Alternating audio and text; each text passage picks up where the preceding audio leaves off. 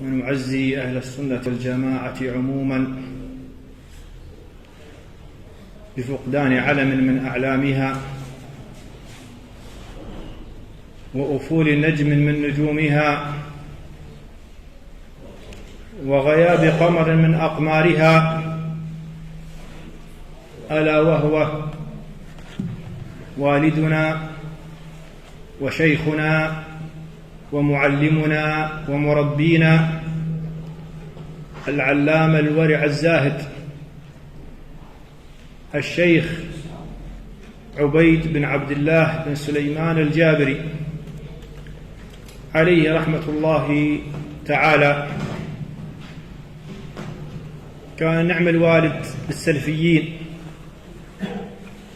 ونعم الأب لطلاب العلم، نعم المربي ونعم الناصح. والله إن فقده لخسارة كبيرة. يقول أيوب السختياني عليه رحمة الله، يقول إنه ليبلغني موت الرجل من أهل السنة فكأنما أفقد أحد أعضائي. موت العالم خسارة للأمة، فبهم قوام الدين، وبهم حفظ الشرع، وبهم يهتدي الضال، وبهم تتضح السبل، وبهم تنقمع البدع، وبهم يظهر الحق، وبهم تحل المشكلات. إليهم المرجع في النوازل، إليهم المرجع في الفتوى، فخيرهم عميم. هم كالنجوم، كالمصابيح، كالسرج للناس. ما يذهب الدين إلا بذهاب العلماء، ما يذهب الدين إلا بذهاب العلماء. إن الله لا يقبض العلم انتزاعا ينتزعه من العباد، ولكن يقبض العلم بقبض العلماء، حتى إذا لم يبق عالما اتخذ الناس رؤوسا جهالا فسئلوا فأفتوا بغير علم فضلوا وأضلوا.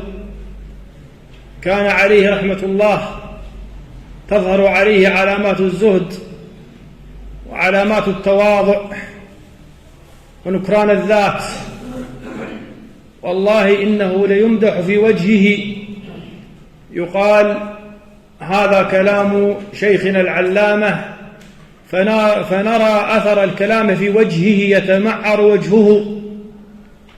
والله في مجلسه وفي بيته أثني عليه، قيل العلامة الشيخ، فتغير وجهه، فأشار إلينا أحد الطلبة أن هونوا من الكلام، الشيخ لا يحب المدح.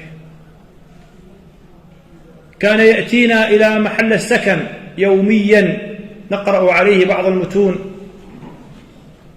يأتينا بنفسه ويقول هذا حقكم علينا، ويقول لو كان الأمر يسمح لضربنا أجنحة الطائرات للوصول إليكم. يلاطفنا ويكلمنا ويهون علينا الغربة. أسأل الله أن يرحمه، أسأل الله أن يرحمه وأن يتجاوز عنه. مرة سألني هل والداك أحياء؟ قلت يا شيخ أبي حي.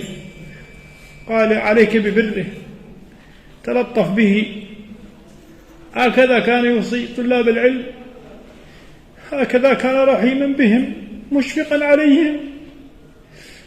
أسأل الله سبحانه وتعالى أن يجمعنا وإياه في مستقر رحمته، وأن يغفر لنا وله، وأن يسكنه الفردوس الأعلى من الجنة. نفع الله سبحانه وتعالى به، قد نفع الله بعلمه وبكلامه وبمؤلفاته وبمحاضراته، نفع الله سبحانه وتعالى به نفعا عميما. كان مربيا فاضلا وشيخا جليلا وعالما حبرا راسخا. نسأل الله سبحانه وتعالى أن يجعله مع النبيين والصديقين والشهداء، إنه ولي ذلك والقادر عليه. أقول يا أخوة بارك الله فيكم يا أهل السنة عموما ويا طلاب العلم، هذا أمر الله، هذا أمر الله. إن الله سبحانه وتعالى قد كتب على عباده الفناء وكتب على نفسه البقاء، فقال كل نفس ذائقة الموت وإنما توفون أجوركم يوم القيامة. إذا كان الشيخ عبيد رحمه الله قد رحل عنا وتركنا، فإن هذا المنهج باق، فإن هذا المنهج باق يا أخوة بارك الله فيكم.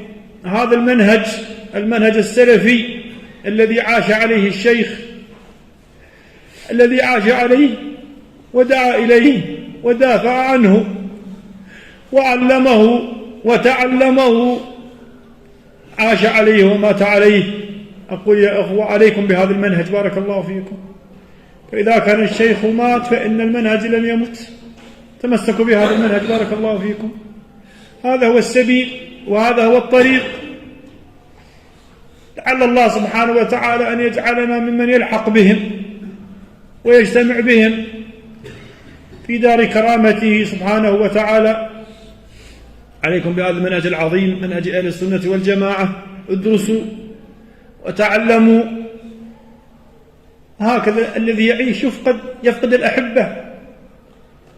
إن تعش تفجع بالأحبة كلهم، إن تعش تفجع بالأحبة كلهم، وإن تمت فموت نفسك لا أبا لك أفجع. هذا أمر الله سبحانه وتعالى. أسأل الله سبحانه وتعالى أن يرحمنا وإياكم، أن يلهمنا الثبات والاستقامة على الصراط المستقيم، إنه ولي ذلك والقادر عليه. ولا حول ولا قوة إلا بالله. اللهم أجرنا في مصيبتنا واغلف لنا خيرا منها. إنا لله وإنا إليه راجعون. نبدأ إن شاء الله معكم في مواصلة الطريق والمشوار. نبدأ معكم بمواصلة الطريق والمشوار، حتى وإن فقدتمونا فلا تقفوا على الدروس يا أخوة. حتى وإن فقدتمونا في يوم ما فعليكم بهذا المنهج، استمروا عليه واثبتوا عليه، تعلموه حتى تعلموه لغيركم، تعلموه حتى تعلموه لغيركم. وهذه رسالة يأخذها اللاحق عن السابق، تؤدي ما عندك. أسأل الله